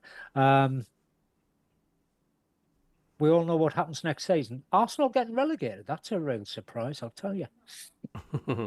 We all know what happens this season. Arsenal lead the Premier League and bottle it for the last couple of months. Yep. They're going to started already. They're going to do the leads Saturday. Falling apart again. Bottlers. Did you hear about the there was somebody, I think, from the Arsenal fan TV massively kicking off? Yeah. Oh, yeah, elbow. It wasn't. I mean, as even Shearer said on BBC, it's impossible to jump without throwing your arms up. And if an Arsenal player then smacks his head against your elbow, that's not your fault. That's exactly what happened. That's why the ref didn't give a penalty. Ballard didn't elbow him. His head hit Ballard's elbow. It's ridiculous, isn't it? I love how like fans who get scored against in the last minutes of the game use that as a reason or an excuse, as if the last minutes of the game are any different to the first two or the middle two, or it's just if you're not a good enough team to last till the end, that's your problem. Yeah, there was someone's messages on me for. Yeah, there was Arsenal fans. Some of them were kicking off. They had to be restrained by stewards when they were coming out the away end. One of them by the throat, apparently. Well, he's one of the presenters on Arsenal Fan TV or whatever. Yeah. But Yeah, look, there was a lot of tension there, wasn't he there? was gobbing off. He was gobbing off. And it's no different to what Sunderland fans would have done if we'd been top of the league and gone to Arsenal and drew. We would have been gobbing off as well. End of. It's just Arsenal think they've got a God-given right to win stuff, and guess what? They don't. Hey, they're the best team in the league at the minute. I don't mind seeing that. Well, they're top of the league, yeah. Yeah, But I wouldn't say they're the best team in the league, because Man City will catch them up and overtake them. We'll beat them and all. We'll beat them and all. Sunderland's the best team in the league. We're getting carried away, man. This is what the show's about. Oh, we should. We're living at the moment, not in the future. We're getting carried away now. And we've had so many years of disappointment and the dregs of League One. Why shouldn't we blow on our own trumpets the way we are at the minute? Right. Do you know what I mean? Right. Enjoy it while you can, man. Of course, we could be in League Two in 5 years, 6 years time. But I'm on about now. I'm milking every second of it because, it wasn't long ago when we got beat 5-1 off Rotherham in League One. Yeah, exactly. It's. We were jumping up and down, chuffed to bits because they've signed Will Grigg for 15 million. No, it wasn't 15 million, was it? Was it 4 million? 5 million? Was it 5 million, Will Grigg? It was either 3 or 5. Aye, and we were chuffed to bits, weren't we? We've got Will Grigg, get in. God. I think we paid about 2 million of that transfer fee was just for the song. Yeah. It's mental, innit? I don't know. So, nobody knows how far we're going to go, what's going to happen, but yeah, the Biz says, let's not forget big Nyron Nosworthy. The fans loved him, didn't they? Oh, yes. Nyron.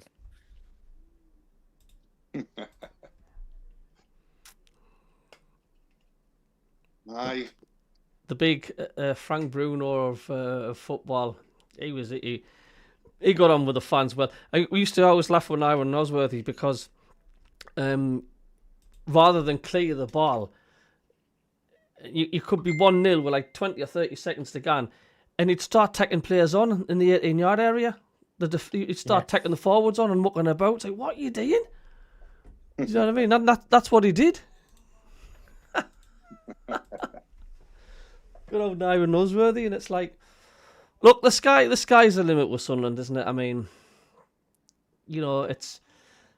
I can only say the rare time I say, well, I'm quite pleased now, like the international breaks here. It gives our team a bit of a break, and it means we can look at the league table for another 2 weeks without adjusting. You know what I mean? Every time you can look at the league table and it's like, oh, get in there, we're still fourth. You know what I'm saying? Please do not adjust your set. Yeah, it's coming at a good time. I think it's coming at a time where it'll actually benefit us as well. Like just a little bit of a pause going into the run of fixtures that we've got coming up. A little bit of a regroup. I know we've got 13 players away, I think, on international duty. yeah. But it's a change of scenery for them as well, so it'll do them good. And we know it's tight because it's like, especially the top 12. It's a case of like, if you lose or win, you can jump up 6 places or go down 5 or 6 places. How many teams are all separated by about 4 points or something? Between Chelsea in 3rd and Brentford in 12th, there are 4 points. How many points to 15th from us? 15th. Who's in 15th? Fulham.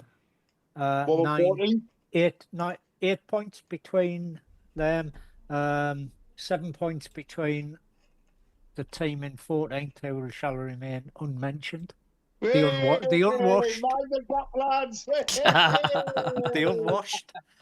Or the sports washed, as they So are they're known. 2 wins and a draw away from us, you mean? Yeah. Arsenal fan, I think YouTube censor says, also we had 4 strikers out. Just can't wait until they you didn't come play. to the Emirates. You will go the same way as Leeds, who we Yeah. beat 5-0. That's absolutely fine, you know. You've still got to play. You've still got to play. Expected to go to the Emirates, but what you seem to forget is you were playing a team that were 3rd or 4th in the league, and you thought it was just going to be a walkover, and it wasn't. We only had 1 striker on the pitch. I don't know what his point is. You've still got to play who's in front of you, no matter what it is. Is he now saying that their squad isn't good enough? No, I think what he's saying is it was a weakened Arsenal squad because they had Fantastic. 7 players out. Well, as I say, with Chelsea, wouldn't it? They had a weakened squad as well. Yeah. The Arsenal squad's no good when they've got a few injuries. That's not very good news for them. Well, that's going to happen somewhere in the season, isn't it? You know, you cannot beat a newly promoted side because you're missing 4 strikers. Do you know what I mean? It just shows you how thin their squad is, doesn't it? Exactly. Do you know what I mean? And let's be fair, the 2 goals Arsenal scored were 2 cracking goals. I mean, They played all season last season with no striker. yeah. Oh, just block him, says Gary. No, it's just a bit banter. He's not being rude. I wrote like that. It's just I like a bit of banter. I like a bit of banter and all that, as long as it's not OTT. I'm not bothered at all. I tried to get an Arsenal fan on tonight, but like I say, We've got one. well, yeah, I was trying to get him on the show, but it's so hard trying to get an opposition fan to come on the podcast. They say yes, and then, just as you get to the final hurdle, when you tell them, like, what time's the show, this and that, you don't hear from them. They just blank you. They can't tell you no or yes. They just blank you. So it's like, it's an uphill struggle trying to get opposition fans to come on, like. But who cares? We'll just do what we do. Definitely need to try and get a mag on before the week before the derby. Oh, is that just for the insult value then, Kev? I just think there'll be. I think a lot of people will tune in for a start. I think it'll be good banter. I'd love it. I'd love it. So if there's anybody in the chat who knows a Newcastle fan who'd be willing to come on the show the week before derby game, get in touch with them and make it happen. It'll be an amazing view, that. Yeah. You know that. The banter's class, man. I just think it's massively important. You know what I mean? Everybody's welcome, aren't they? Unless they become offensive, there's not a problem. It's a bit of banter. We give as good as we get. Simples. And did I tell you Tom White got back in touch? The Sky Sports presenter? Oh, yeah, I thought it was the guy who used to play for Carlisle youth team that you were talking about. The Sunderland fan is on Sky Sports. I asked him about coming on. He says, "Hi, pal." He says, "Sounds class. I'm mentally busy until Christmas, but maybe we can do something in January." No, I think Steve's got that wrong. Alan Shearer will come on for a wine, not a bottle of wine. It's just a wine. No, but you're right, Kev. I mean, if any of you lot know any Newcastle fans, that'd be funny. I would still like to get Barry on, but I don't think he will he? I know loads of Newcastle fans. I've asked a couple of my mates already, but we'll see. And to Janet, yes, I nearly choked when I heard that. Imagine doing. He must have been choking when he came out with that on Match of the Day. I think he's on the turn. I think he's on the turn, Shearer. Oh, did you hear what? Becoming a fan. Did you hear what Chief coming to fight on the turn? She was on the turn. Oh, he's on the turn. Aye. Did you hear Theo Walcott though, man, getting Dan Ballard's name wrong? Don Ballard. Don Ballard. I mean, Theo Yes, the Walcott. Don, Yeah. Dan the Don Ballard. Yeah. Don Ballard. I mean, he was saying something about. Yeah, he was on that complaint about them. Elbow. Elbowed him in the face. It's like, I don't wear him. Shite, man, eh? Try jumping without lifting your arms. You can't do it. It's just so funny. Tell you what makes me laugh as well. I found that clip. I think I sent to you, Kev. It was the day before you were going to Wembley with your daughter, and we were doing the predictions, and I went 0-0, and then your father sat back and then looked at you and like shook his head. You started bursting out in hysterics, you, Kev. What were you laughing at? Were you laughing at your father slagging us off? Because I knew what you were going to say. My father always used to say, this. Well, he didn't say it. He wouldn't say this twat. Well, another word he would have used. But this twat's going to say 0-0. Says 0-0 every game. Every game he says 0-0. Glass always half empty. Kev, it was just that little glance when you first heard me say it, right? 0-0. It was that little glance he gave you as if to say, "Yeah, fuck it." I just for that glance was like to look at me and go, "Told you." It gets me. I find that one of the funniest clips. I don't know why. And then he starts whinging at us and things like that, and then you're sitting back in your chair and you're laughing your head off. It's so funny. I laugh at everything, mate. There's not really much I take serious, to be honest. Yeah, it makes you wonder whether Shiraz actually had a bollocking off the BBC bosses because he refused to comment on a couple of our games. He just refused to comment. I just think he's actually becoming a fan. Colin Major says try and get Adam Pearson on. He's a Mag fan. Oh, do you mean that? The bigger the person's YouTube channel, the harder it is to get them to come on, and that's a fact because they think people think like most, not everyone, but the majority of them think they're too big to come on your channel. It's like so it's difficult trying to. Doing a watch along with a Newcastle fan on here live would be funny, wouldn't it? That's a lovely comment by John Nesbitt there. That's a good shot, that actually, Cabby, for the Derby game to have a Newcastle fan as part of the watch along. Can you remember when I know there's a few channels do that. Can you remember when there was they used to do the fan zone on Sky Sports, and there was they showed you that match, and it showed you the commentary between Newcastle and the Sunderland fan near each other, and it was the one Kieran Richardson scored with his free kick. And the git, have you seen it? It's on YouTube somewhere, and it's hilarious. It's absolutely hilarious. They're both winding each other up, and then when Kenwyn Jones scores, and then Kieran Richardson scores with his free kick. Yeah, actually, I do know. Not Kenwyn. It was Cisse, when Jubal Cisse scored that goal. I do know a Newcastle fan who might be prepared to come on. I'll have a chat with him. It's the same guy that in 2015, I think it was, we were sitting out at Akrotiri having a beer, watching the game, when Defoe hit that absolute corking goal against the Scum. And his response there was, 6 in a row. So I'll have a chat with Don and see if I think you can get him on. Cheers, Kingfisher. Catch you later. 10k subs by the end of the season, said Steve. Long way to go.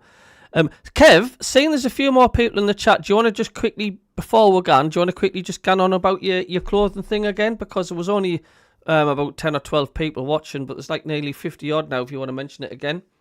Yeah, so if you see there's a link at the top of the chat that Cabby's put on there for a store called Get Carried Away Clothing. The pin chat, yeah. Yeah, the pin chat. So it's not fully launched yet. I'm giving people who are part of the show a little bit of an exclusive look at it. I'd appreciate some feedback, how it looks. It's something I've never done before. It was months in the making, to be fair, before my dad passed. and we didn't know whether to carry on with it or not. Obviously, it was hard to do anything with your head being up your arse as well. But over the last few weeks, I've busted a gut to get it going, you know. So I would appreciate some feedback, and if you want to click on something and make a purchase, that'll be fantastic as well. But it'll not be fully launched till 25th, which is a Tuesday, 25th of November. I'll be fully launching it. Sunderland Echo is going to do a piece about it. They've contacted us. I'll be on the radio about it. So hopefully it'll be a bit of a thing. And obviously we're going to be supporting Sunderland Heaven branch as well through the website. So a fantastic cause, huge help for me and the family when my dad passed. Huge help. So the long-term plan of everything, although the initial launch is all to do obviously with my dad's Let's Get Carried Away, and obviously the name of the store's been inspired from my dad as well. The long-term plan is to do more with other clubs, charities as well. So if there's other clubs that have got a similar sort of scheme like the Heaven branch, we'll be doing things with them and sort of raising funds for them as well. So that's the long-term plan, is to help grieving families through clothing and things like that. So yeah, jump on. This is the logo of the store behind me at the minute. So again, give me some sort of feedback about that in the comments as well. But have a look, tell us what you think, and if you want to buy something, buy something. Cheers, Kev. Keith Lean says, just signed up. Cheers, Keith. Las Palmas Macam says, sent you an email. You need a size guide. John 73, good show, Cabby and lads. You're welcome. Robin Hood, sorry I missed it today. I'm going to go back and rewatch. Yep, that's the beauty about it. You can go back and watch it anytime. Yeah, Blue Jumper looks class, says Steve. That's the other thing that I should have said as well. So obviously the theme colours of the store is red, white and black. That was the original, just all I'm going to be selling forever was red, white and black pieces of clothing. However, because obviously we've got our blue away kit, and just to add a little bit of colour to the store, I've added blue to that colour range. But I won't be going off and doing flowery dresses or Hawaiian shirts or out like that. You The spoil colour all of my the garments fun. will stay Well, you'll have to do a true to Mr. Blobby top for Brobbery if you start spanging them in for fun, though, Yeah. Kev, won't you? That'll be pink with yellow spots on and a logo. But yes, somebody's mentioned a size guide. I did notice that myself today, and some of the products do have a size guide.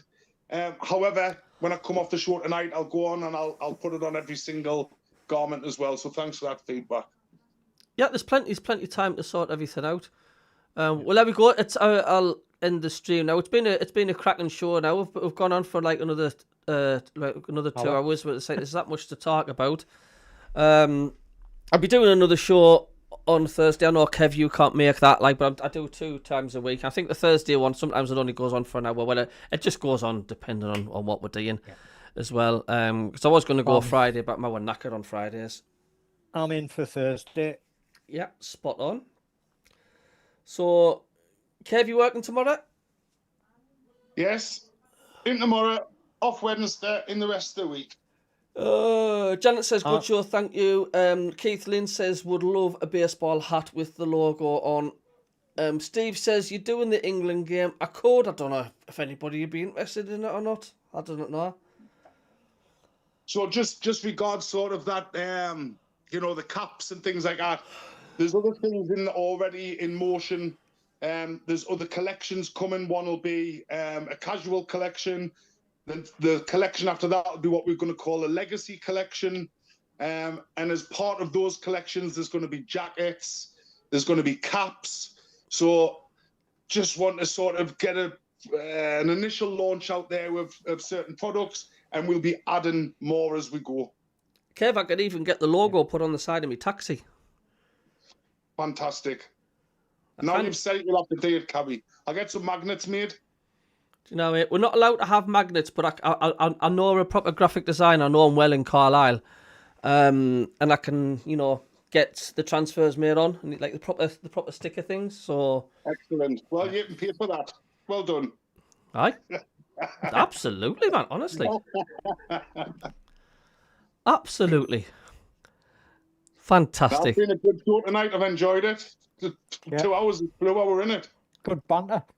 Aye, Flies it's over. it is. It's mental. So we'll say good night, everybody, in the chat. I'm going to get either some Weetabix or Crunchy Nut cornflakes. I can't decide. Yeah, and let's get some mags on. Let's get some mags on the channel leading up to that Newcastle game because it'll be class.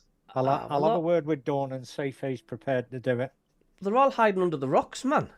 Well, there's three or four of us. Let's get 3 or 4 of them on, and let's have a online battle Some good banter. Aye, let's do it, man. It'll be class. Skunk 1, Skunk 2, Skunk 3, and Skunk 4. Can you imagine the fun? How funny that would be, though. Hopefully, Malta as well. Hopefully, see you on next week, mate. You've been a miss. You have been. You have. That's why I like phoning, Total Sport and stuff. And I so much like your father. I so much enjoy talking to Andor. I don't know what it is about Andor, but you get proper good banter with him, didn't you? Yeah, he's a lovely, lovely bloke. Like, he really is. I've been winding him up recently, saying like, "How's your neck, Andor? You keep looking up at that league table. Like, is your neck stiff and all that?" And you can have a proper good, genuine laugh with him, eh? You can, aye. He even wore a Sunderland tie at my dad's funeral. You did and all, aye. Yeah. The first thing I said to him when he come to see us afterwards, he come walking towards us and I touched his tie and I was like, I'll not tell anyone. Oh, dear me. I'm not nervous for the derby. That's what I keep saying. I keep asking Andor, are you nervous all the time? Even Radio Newcastle actually highlighted the clip and it's on their website now. I sent them a message in about, are you nervous, Andor? It's class. I think that was like a headline piece, wasn't it? Aye, and the guy, it wasn't Simon Pride, it was whoever was filling in. He says, I can see your foot tapping with your nerves, Andor, there, like. Anyway, I will end the stream. Thank you very much.